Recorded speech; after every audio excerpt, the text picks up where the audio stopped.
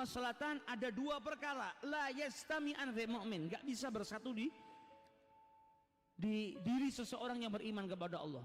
Ini dua perkara ini enggak baik, jangan sampai ada pada diri seseorang yang beriman. Apa? Al-bukhul, sifat kikir, wa su'ul khuluq, dan akhlak yang tidak bagus, budi pekerti yang tidak luhur, atau moral yang bejat. Ini dua hal ini enggak boleh ada pada diri seseorang yang beriman. Su'ul khuluq, Nabi ini dakwah mati-matian untuk liutammima makarimil akhlak, untuk menyempurnakan budi pekerti manusia. Lah kok ada mukmin akhlaknya bejat, ini bertolak belakang dengan misinya Nabi. Gak boleh ada mukmin orang yang ngaku beriman tapi akhlaknya gak baik. Yang kedua apa? Jangan sampai ada mukmin bukhul. Siapa yang ditiru? Karena mukmin ini diperintahkan niru Nabi Muhammad. Nabi Muhammad akhlaknya mulia, Nabi Muhammad orangnya dermawan.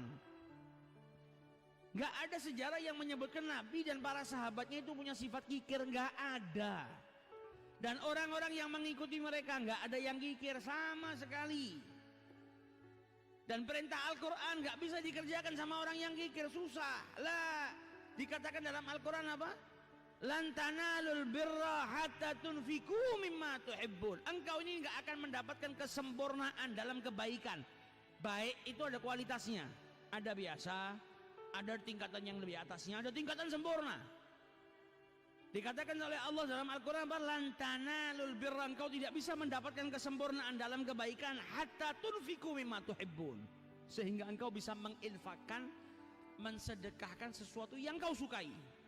Kalau kita sedekah dari perkara-perkara yang biasa, baik, tapi belum sempurna. Tapi kalau sudah bisa mensedekahkan sesuatu yang kita sukai, saya suka dengan ini, itu yang disedekahkan, maka mendapatkan kesempurnaan dalam bersedekah, kesempurnaan dalam kebaikan. Karena tingkatannya orang bersedekah biasa, ini makanan sudah kemarin nggak dimakan, dibikin oblok-oblok aja kasihkan ke tetangga, dia sudah nggak suka, suruh makan aja nggak kolu, tapi belum rusak. Kalau rusak haram, bisa jadi racun, bisa bunuh orang, bisa ngasih penyakit, nggak boleh disedekahkan. Masih baik, masih layak dimakan, tapi dia nggak suka, disedekahkan. Ya sudah, kau dapat pahalanya sedekah, tapi kesedekahmu itu derajatnya rendah. Karena apa? Kau mensedekahkan dari sesuatu yang sudah tidak kau sukai. Nah, ini pakaian sudah nggak pantas buat saya, daripada saya buang, saya kasihkan ke orang. Oke, kau dapat pahala sedekahnya, tapi engkau belum sempurna dalam berbuat baik. Ini bukan kesempurnaan. Tapi kesempurnaan itu apa? Ketika kau mensedekahi sesuatu yang kau sukai. Punya makanan enak, kau suka makan ini, kau sedekahkan ke orang lain. Nah, ini dapat kesempurnaan. Mau mensedekah, oh ini pakaian ini kalau saya pakai saja saya malu, saya nggak mau, sudah lusuh. Kalau saya mau ngasih hadiah ke orang, mau ngasih sedekah, ya saya kasih yang baru. Nah, ini dapat kesempurnaan dalam perbuatan baik. Ini yang diajarkan sama Nabi Muhammad, yang diajarkan sama sahabat-sahabatnya Nabi Muhammad, yang diajarkan oleh para tabi'in, para tabi'in, para a'immah. Buat Allah ini jangan bakhil.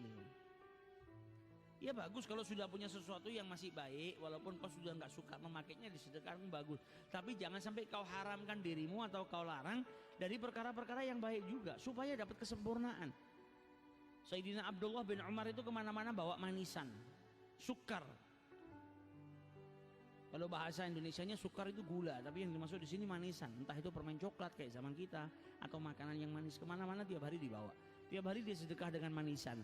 Sampai ditanya sama orang-orang di zamannya, ya Abdullah ibnu Umar, kau ini kemana-mana sedekah dengan sukar. Kenapa? Ya karena ini makanan yang saya suka. Maka saya ingin bersedekah dengan sesuatu yang saya suka, supaya saya dapat fadilahnya dalam firman-Nya Allah, lan tanalul birra hatta tunfiqu mimma tuhibbun. Ingin dapat kemuliaan daripada Allah, kesempurnaan dalam bersedekah, dalam berbuat baik dengan mensedekahkan sesuatu yang disukai. Sahabatnya Nabi yang lain ketika ayat ini turun datang kepada Rasulullah, ya Rasulullah, sesungguhnya harta yang paling saya sukai adalah harta saya yang paling besar. Apa? Kebun yang letaknya di depan Masjid Nabawi. Dekat Masjid Nabawi ini di depan masjid ini kebun saya ini harta yang paling saya sukai. Dan saya ingin mendapatkan dari keutamaannya ayat Allah yang turun ini, maka kebun ini saya sedekahkan di jalannya Allah Subhanahu wa taala. Ambil ya Rasulullah, berikan kepada yang kau sukai. Berikan kepada siapapun yang kau kehendaki. Gak eman sama hartanya. Karena apa? Ingin mendapatkan kesempurnaan dalam kebaikan. Nah, ini kalau ada orang punya kikir gak bisa. Kok kebun? Makanan yang dia sukai apa? Sate. Sedekah sate aja susah kok. Yang ada apa? Kecapnya sisanya. Ini daripada kecapnya dibuang, nasinya masih ada sedikit, kasihin ke tetangga. Yang penting kan mereka makan, ngasih makan orang. Nah ini kikir, orang yang kikir gak bisa mendapatkan kesempurnaan. Gak nyedekahkan pakaiannya kecuali dia sudah gak mau pakai. Dapat keutamaannya sedekah tapi gak sempurna. Yang kita harus contoh siapa? Orang itu kan diperintahkan kalau mau cari sesuatu cari yang istimewa. Mau cari bojo aja cari yang istimewa, cari pahala gak mau yang istimewa. Sedekah jangan cari yang nanggung, cari yang istimewa. Biar kelak kita bisa ngerasakan di hadapan Allah ketika kita dibangkitkan, kita dapat daripada sesuatu yang istimewa yang Allah janjikan. Nah ini yang diajarkan sama Rasulullah SAW. Gak ada, Nabi gak pernah bakhil. Kalau pulang ke rumah tanya ada makanan, sama istrinya dijawab ada. Sedekah apa hadiah?